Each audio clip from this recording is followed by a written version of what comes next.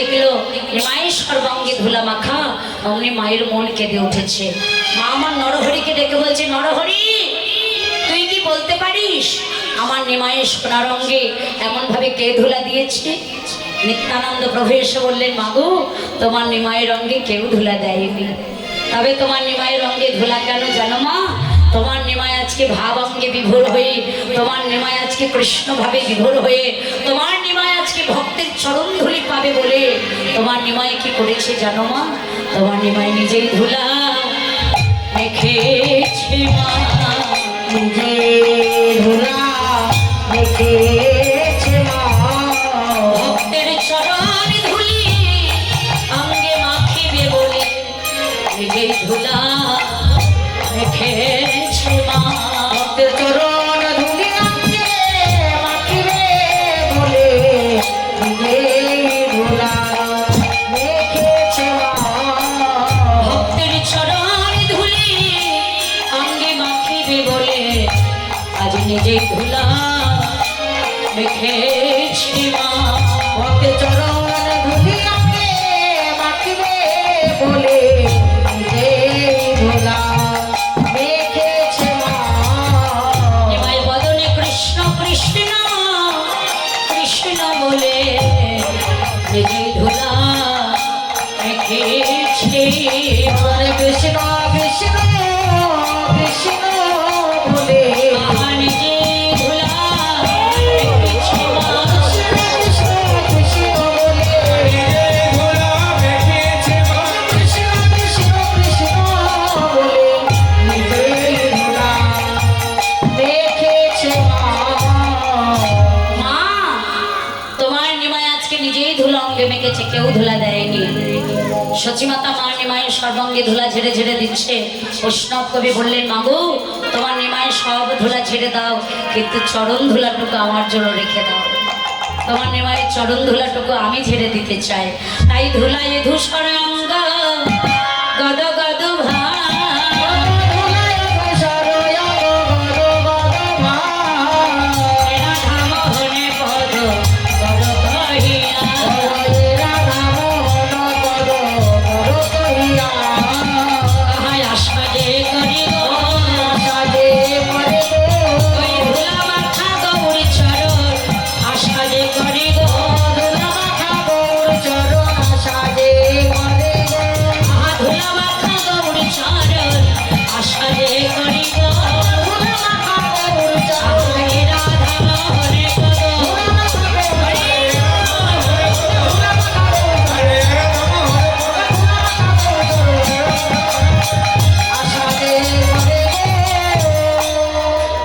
গৌর হরি এসেছেন নদিয়ায়, তাই ধুলা মাখা অঙ্গ দেখে সবার অন্তরে আনন্দ, তাই না?